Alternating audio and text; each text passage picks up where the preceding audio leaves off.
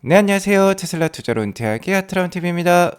오늘은 다소 심각한 주제로 말씀을 드리도록 하겠습니다. 테슬라 점유율 잃고 있다라는 주제인데요. 과연 그럴까요? 같이 알아보도록 하겠습니다. 자, 그리고 테슬라 올해 들에서 EPS 이 실적이 떨어지고 있는데요. 어떻게 해야 될까요? 같이 알아보도록 할게요. 3대 지수 먼저 간략히 살펴보고 가도록 하겠습니다. 나스닥이 1.2% 껑충 뛰어 올랐어요. 다우도 0.93% 상승을 보여주었습니다. 일단 역사적으로 10월 달은 증시가 강했던 달입니다. 9월까지 3분기가 끝나고 10월 달은 3분기 실적이 발표되는 그런 달이라고 볼 수 있겠는데요. 대체적으로 기업들이 3분기에 좋은 실적들을 발표하곤 합니다. 현재 이러한 실적 기대감이 주가에 다시 한번 반영이 되고 있다고 볼 수 있겠고요.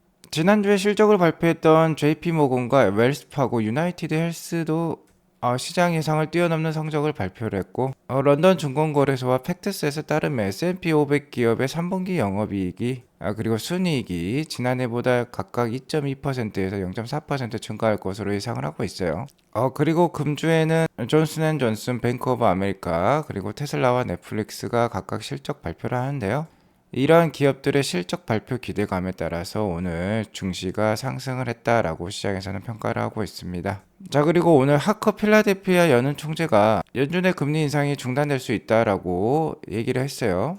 하커 총재는 현재 금리를 유지할 수 있는 지점에 왔다라고 얘기를 하고 있고, 이는 더 이상 금리를 올리지 않아도 된다는 뜻이죠.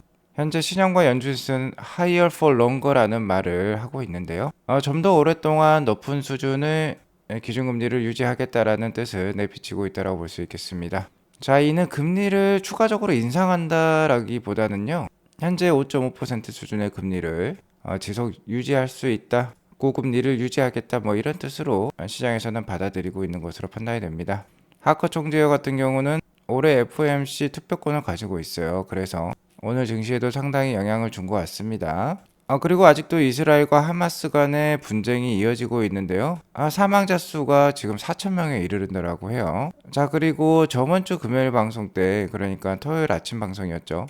주말 동안 이스라엘이 하마스, 그러니까 가자 지구가 되겠죠. 가자 지구에 지상군을 투입할 것으로 우려가 되었는데 아직 투입은 하지 않았어요. 그러면서 어느 정도 진영학적 불안이 좀 낮아졌다라고 볼 수 있겠는데, 어쨌든 아직까지도 최대 병력으로 지상군 투입을 언제든지 준비를 하고 있는 이스라엘이기 때문에 아직까지는 완벽하게 이 불안이 없어졌다라고는 볼 수 없을 것 같습니다. 하지만 이런 지정학적 불안감과 최근에 이러한 국채금리 급등이 시장의 악재로 작용을 하면서 나스닥 위주의 하락이 있었는데요. 점차 오늘 장을 보니까 그래도 소화하는 분위기가 나오고 있는 것으로 판단이 됩니다. 오늘 유가도 소폭 하락을 하면서 나스닥 위주의 상승을 좀 도와줬다라고 볼 수 있겠네요.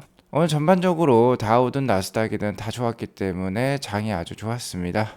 이러한 상황에서 기업들의 실적마저 잘 나온다라고 하면 10월 말로 갈수록 괜찮은 분위기도 연출이 될 수 있을 것으로 판단이 됩니다. 나스닥 일봉 차트를 보면 오늘 1.2% 크게 올랐지만 51선이 위치해 있는 13,600선에서는 윗꼬리를 달고 좀 저항을 맞이했던 나스닥이에요. 나스닥 차트로 보면 이번 10월달 그리고 11월 초가 분수령이 될 것으로 판단이 됩니다. 11월 초까지 대부분의 기업들이 실적 발표를 하게 되겠는데, 역시나 기업들의 실적이 중요하다고 볼 수 있겠고, 기술적 분석을 봤을 때는 이런 식으로 추세선을 그려볼 수 있는데요.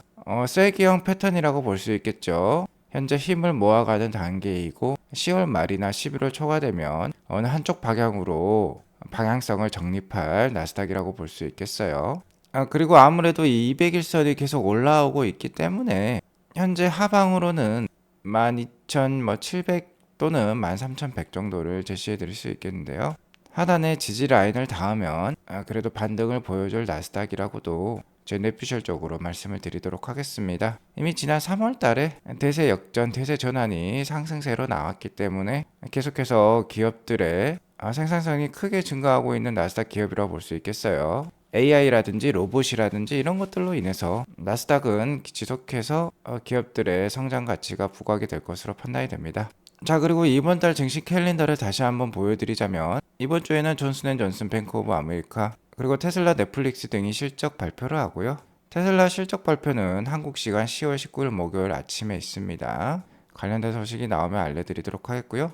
다음 주에는 빅테크 기업들의 실적 발표가 있어요. 24일 마이크로소프트 알파벳을 시작으로 25일 메타, 26일 애플 아마존 실적 발표가 있습니다.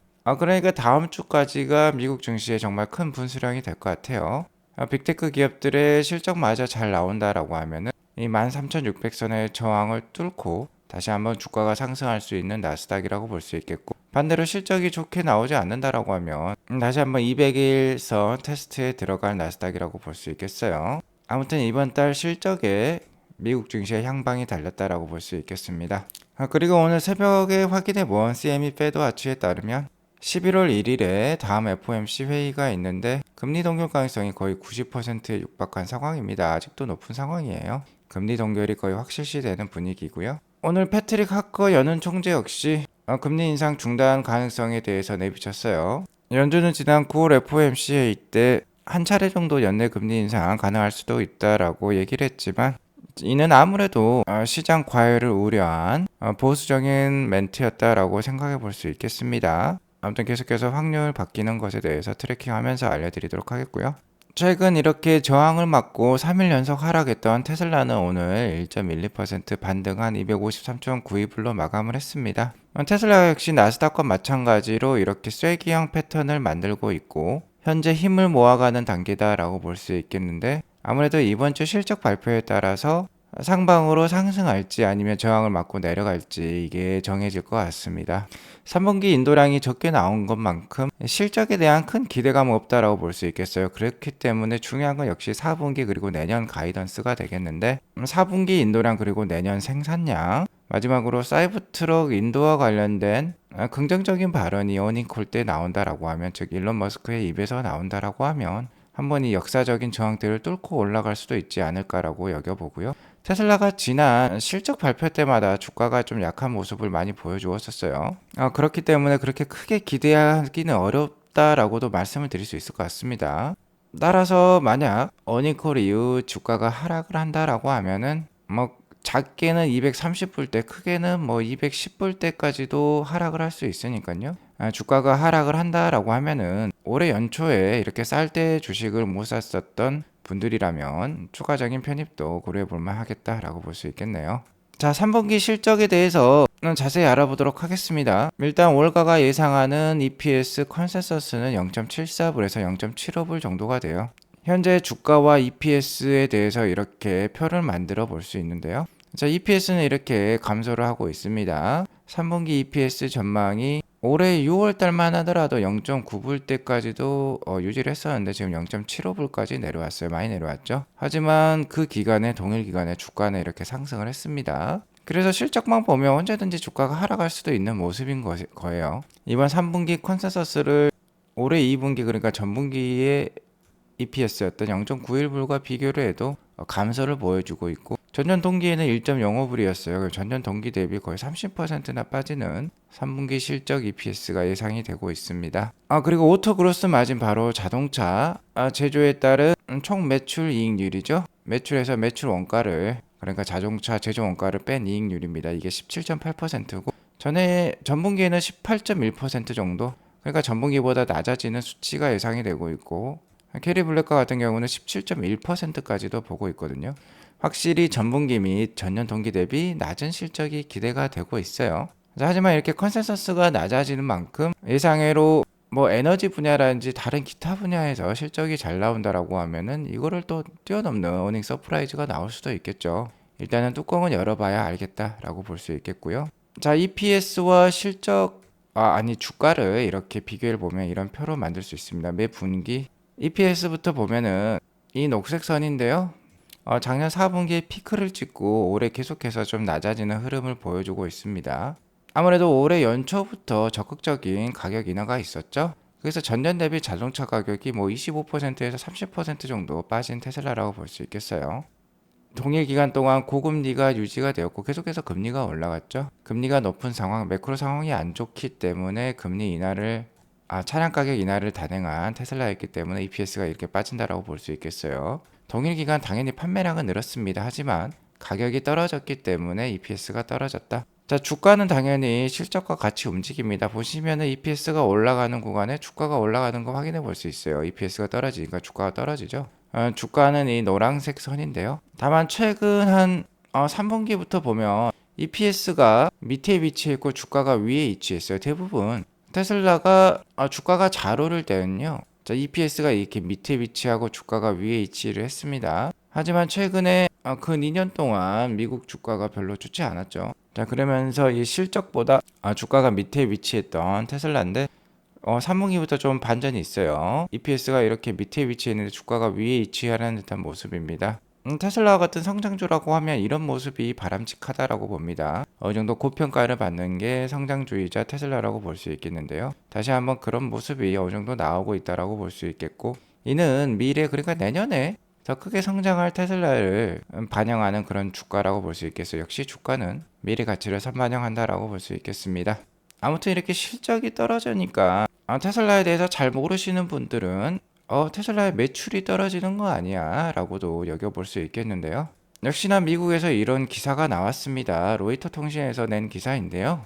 헤드라인이 정말 강력하죠. 자, US Electric Vehicle Sales Hit Record High라고 적혀 있어요. 그러니까 미국 시장에서 전기차는 아주 잘 나가고 있다라고 보고 있습니다. 미국 내 전기차 판매량이 신기록을 기록했다라는 거죠. 하지만 테슬라 loses market share라고 적혀 있어요. 테슬라는 마켓쉐어, 그러니까 점유율을 잃고 있다라고 또 얘기를 하고 있습니다. 미국 시장은 커졌는데 테슬라는 점유율을 잃고 있다. 아주 안 좋은, 테슬라에게 악의적인 그런 제목이라고 볼 수 있겠는데요. 자, 실제로 수치를 한번 뜯어볼게요. 여기 보시면 미국 전체 3분기 판매량이 나오고 있습니다. 3분기 미국의 전기차 판매량은 31만 3천 대 수준이었고, 전년 동기 2022년 3분기죠. 20만 9천 대였어요. 그래서 거의 50%나 늘었습니다. 10만 대나 넘게 더 팔렸어요. 전년 대비. 자, 엄청나게 큰 성장률이죠. 하지만 테슬라는 19.5%밖에 성장을 하지 않았습니다. 그 YTD로도 볼게요. 3분기 누계죠. 올해 미국 시장의 1월부터 9월까지 전기차 판매량은 87만 대였고, 전년 동기가 58만 대였어요. 이것도 거의 50% 가까이 늘었습니다. 하지만 테슬라는 26% 늘었다라고 볼 수 있겠는데요. 미국 시장의 성장 대비해서는 성장률이 좀 딸리는 모습이죠, 테슬라가. 자, 이거는 퍼센트지만 보면 이렇습니다. 왜 그러냐면 테슬라는 기고 효과라고 볼 수 있겠죠. 전년 동기에 워낙 많이 판매했고, 다른 업체들보다도 너무나도 많은 판매량을 전년 동기에 기록을 했기 때문에 성장률이 미국 전체보다는 낮게 나오는 거고요. 자, 미국보다 성장률이 높은 회사들 볼게요. 마츠다라는 기업이 있습니다. 무려 325%나 전년 동기 대비 성장을 했어요. 자, 하지만 판매량은 어떻습니까? 34대예요, 34대. 전년에는 8대 팔았는데 34대 팔았다고 해서 325%가 증가를 했다라고 합니다. 자, 34대 이게 의미가 있습니까? 15만 6천 대랑은 너무 차이가 크죠. 자, 그리고 여기 보면 메르세데스 벤츠가 있습니다. 올해 3분기에 10,000대를 판매를 했어요. 전년 동기 대비 283%나 증가를 했습니다. 하지만 10,000대랑 15만 6천 대랑은 너무나도 큰 차이가 있죠. 절대값에서 너무 큰 차이가 있습니다. 기업의 몸집이 너무 달라요. 그렇기 때문에 이를 점유율을 잃고 있다라고 표현하기에는 좀 어불성설인 것 같습니다. 특히 여기 세그먼트 쉐어를 보면은 마켓 점유율이 됩니다. 테슬라는 작년에 YTD 기준으로 56.5%였어요. 죄송합니다. 올해 56.5%였어요. 작년에는 한 60%가 넘었었죠. 3분기 기준으로는 딱 50%입니다. 여전히 50% 이상의 점유율을 미국 시장에서 가져가고 있고, 3분기와 같은 경우는 테슬라의 생산량이 딸렸던 구간입니다. 다 아시다시피 모델 3 업그레이드라든지 사이버트럭 생산 라인을 만들기 위해서 모델 3, 특히 모델 3가 생산량이 많이 줄어들었죠. 그러면서 마켓시어를 좀 잃었다라고 볼 수 있겠는데, 어쨌든 너무나도 이 몸집의 차이가 크기 때문에 큰 의미를 부여하기는 어렵고요. 이렇게 점유율이 전년 동기 대비 떨어졌다라는 건 다른 기업들도 전기차를 많이 판매하기 시작했다라고 생각해 볼 수 있는데요. 일단 중요한 건 테슬라의 미국 매출은 3분기에도 늘었다라고 일단 볼 수 있겠고, 경쟁자들이 전기차를 많이 판매하면 판매할수록 테슬라 입장에서는 좋습니다. 나쁠 건 전혀 없어요.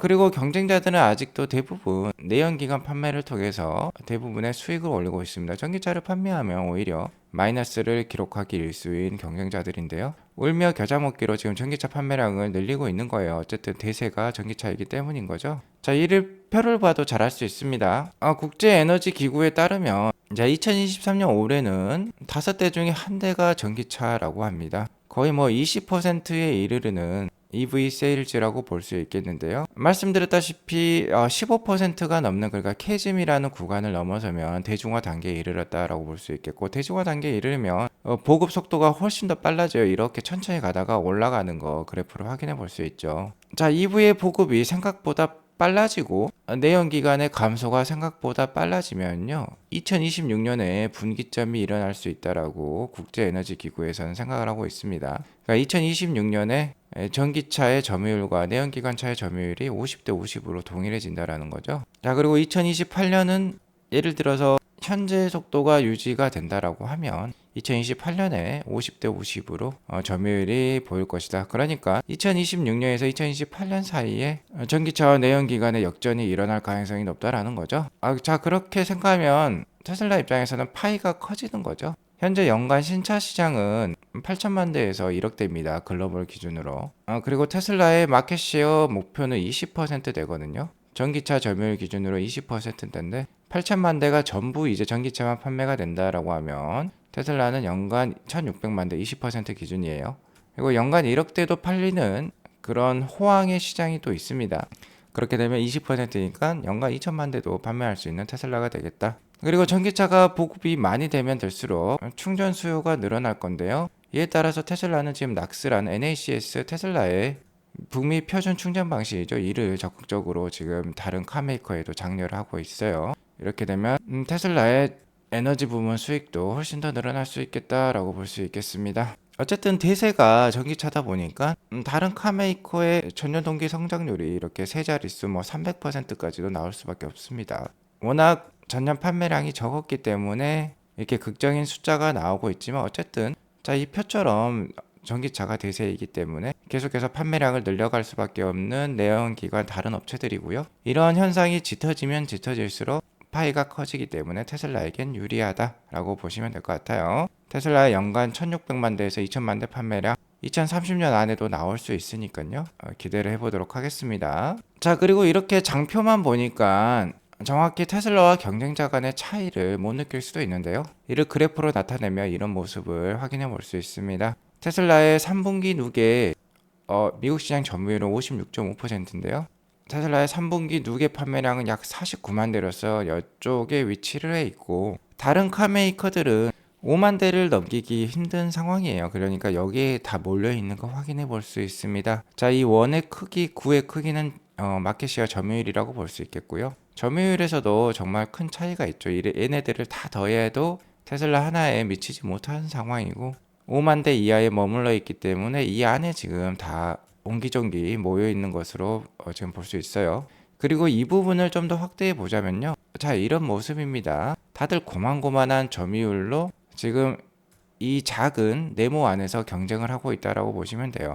포드가 5.3%, 쉐보레가 5.7% 점유율로서 현대가 4.7%, 리비안이 4.2% 점유율을 보여주면서 상대적으로 앞서가고 있다라고 볼 수 있겠는데요. 하지만 최근에 포드나 GM 같은 경우는 UAW의 파업에 지금 봉착한 상황이고, 전기차 점유율을 쉽게 늘리기 어려운 상황이라고도 볼 수 있겠습니다. 자, 그러니까 이런 기사의 제목이 나오더라도 그렇게 우려할 필요는 없을 것 같고요. 일단 테슬라의 하반기 주가는 3분기 컨퍼런스 콜에 달렸죠. 게리 블랙의 경우 사이버트럭 인도식을 11월 1일로 지금 예상을 하고 있는데, 일론 머스크가 사이버트럭 인도식 날짜를 확정해 줄지 일단 의문이라고 볼 수 있겠고요. FSD와 관련된 일론 머스크의 발언 역시 중요하다고 볼 수 있겠습니다. 컨퍼런스 콜 악재 요인으로는 다음 분기에도 차량 가격 인하를 단행할 수 있다. 이에 따른 마진율 하락도 우려가 된다라는 이런 좀 발언이 나오면 악재라고 볼 수 있겠고요. 4분기 판매량에 대해서도, 그리고 2023년 전체 판매량에 대해서도 좀 더 긍정적인 숫자가 나오길 바라보겠습니다. 일단 180만 대 달성을 한다라고 발언을 하더라도요. 이렇게 되면 4분기 딜리버리량이 47만 6천 대 수준이 되겠고, 이는 기관들의 컨센서스인 49만 2천 대보다도 좀 모자란 숫자예요. 그래서 좀 악재가 될 수도 있겠다. 어떻게든 180만 대 이상을 달성해 볼 수도 있겠다라고 얘기를 하면 좀 더 나을 것도 같습니다. 현재 미국 곳곳에서 사이버 트럭이 포착이 되고 있는데, 여기 보시면 사이버 트럭 트렁크에 자전거를 3대나 싣고 가는 모습이 나오고 있어요. 이런 식으로도 자전거를 실을 수가 있네요. 테슬라 주가 차트를 다시 한번 보자면 이렇게 지금 힘을 모아가고 있는 단계입니다. 4분기 실적 발표 이후에 주가 향방이 정해질 거예요. 앞서 보셨듯이 사이버트럭 딜리버리 이벤트가 주가 향방을 가늠할 수도 있겠습니다. 이번 어닝콜 때 확실히 좀 날짜를 연내로 정해줬으면 하는 바람이 있습니다. 오늘 이것으로 방송을 마치겠고요. 오늘 방송이 도움이 되었으면 구독과 좋아요 알람 설정 꼭 눌러주세요. 행복한 하루 되시기 바라겠습니다. 감사합니다.